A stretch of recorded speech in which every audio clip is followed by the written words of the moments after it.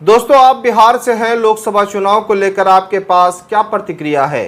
क्योंकि एक तरफ इंडिया गठबंधन तो एक तरफ एनडीए, तीन राजनीतिक ऐसे दल हैं जो इस वक्त जमीन तलाश रहे हैं।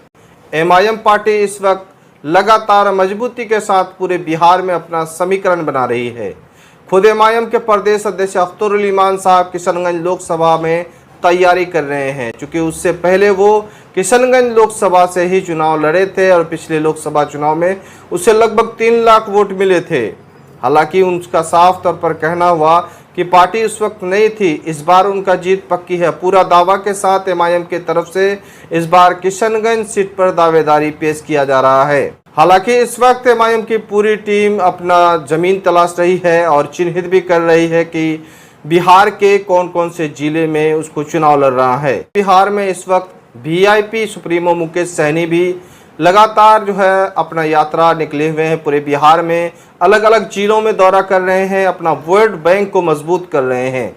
ना भी वो इंडिया गठबंधन में है, ना एनडीए में है। इसी तरह से जाप नेता पप्पू यादव को भी देखा जा रहा है कि अपना समीकरण वो बना रहे हैं, यानी लोकसभा चुनाव से पहले वो लगातार अलग अलग जिलों का दौरा कर रहे हैं। हालांकि पप्पू यादव के बारे में अगर बताएं कि लगातार वो मुसीबत की घड़ी में लोगों के पास पहुंचते हैं, चाहे वो सीतामढ़ी हाफिज साद के घर पहुंचे तो वहीं कटिहार में भी पहुंचे। लगातार इस तरह से हर जिलों में पहुंचते रहते हैं और पटना में बाढ़ के वक्त भी लगातार लोगों को मदद भी किए हैं।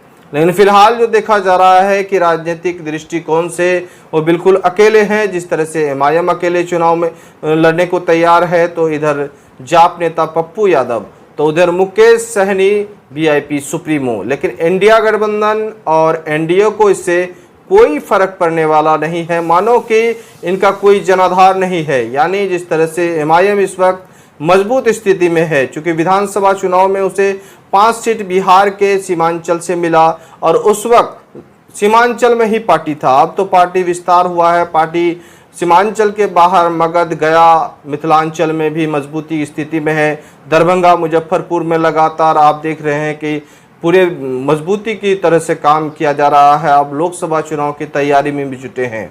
लेकिन इंडिया गठबंधन को पूरा यकीन है कि मुस्लिम वोट बैंक इंडिया गठबंधन के खेमे में होगा।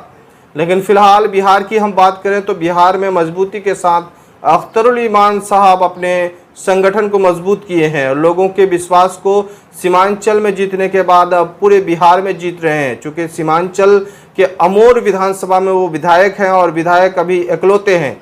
5 विधानसभा सीट जीतने के बाद 4 तो आरजेडी के पास चले गए, लेकिन इकलौते बचे हैं। और इकलौते बचने के बावजूद भी उन्होंने जो काम किया है, यानी बिहार की नुमाइंदगी की है, चाहे वो सासाराम का मामला हो या नालंदा का मुद्दा हो, लगातार वो उठाए हैं और बिहार के विधानसभा में पूरे बिहार की नुमाइंदगी करते हैं। इसलिए पूरे बिहार के लोग उसे जानते हैं और एमआईएम पार्टी को इससे काफ़ी मजबूती मिली है। अब देखना यह है कि जिस तरह से संगठन में विस्तार हुआ है, मगध, गया, मुजफ्फरपुर, मिथिलांचल में जिस तरह से देखा जा रहा है, तो बड़ी चुनौती है इंडिया गठबंधन के लिए और एमआईएम को झेलना भी पड़ेगा सभी राजनीतिक दलों से, यानी इंडिया गठबंधन के सभी दलों के नेताओं के साथ, तो वहीं एनडीए के साथ। अब ये इस तरह से समीकरण बना रहे हैं कि जैसा लग रहा है कि इस बार एमआईएम का बिहार में कुछ जनाधार बढ़ने के बाद एमआईएम को कामयाबी मिल सकती है। लेकिन फिलहाल किशनगंज में ज़्यादा फोकस है और किशनगंज में इस वक्त एमआईएम के प्रदेश अध्यक्ष अख्तरुल इमान के प्रति लोगों का काफ़ी रुझान बढ़ा है, क्योंकि यहाँ पर मौजूदा सांसद कांग्रेस के डॉक्टर जावेद साहब हैं। लगातार वो यहाँ से विधानसभा में भी जीते, उसके बाद कांग्रेस के लोकसभा में भी लोगों ने जिताया। अब जावेद साहब यहाँ पर जो विकास के मामले हैं, लोगों का मानना है कि यहाँ पर कुछ नहीं हुआ है। यानी जब से यहाँ पर आज़ादी से अब तक कांग्रेस का ही यहाँ पर गढ़ रहा है। हालांकि बीच में बीजेपी कामयाब होने के बाद भी फिर दोबारा कांग्रेस पर ही कब्जा हुआ। अब लोग बदलाव चाह रहे हैं, चूँकि यहाँ की समस्याएं बहुत सारी हैं जो अब तक हल नहीं हुआ है। आवाज़ उठाने वाला आदमी चाहिए, आवाज़ उठाने वाला सांसद चाहिए और इस बार लोग एमआईएम के अख्तरुल इमान को पसंद करते हैं। भले ही वो एमआईएम से है, लेकिन किसी भी राजनीतिक दल में जाएंगे तो उनके आवाज़, उनके जो काम करने का शैली है वो लोगों को पसंद है। फिलहाल बात करेंगे, लगातार आप प्रतिक्रिया दें कि इस बार बिहार में क्या होने वाला है।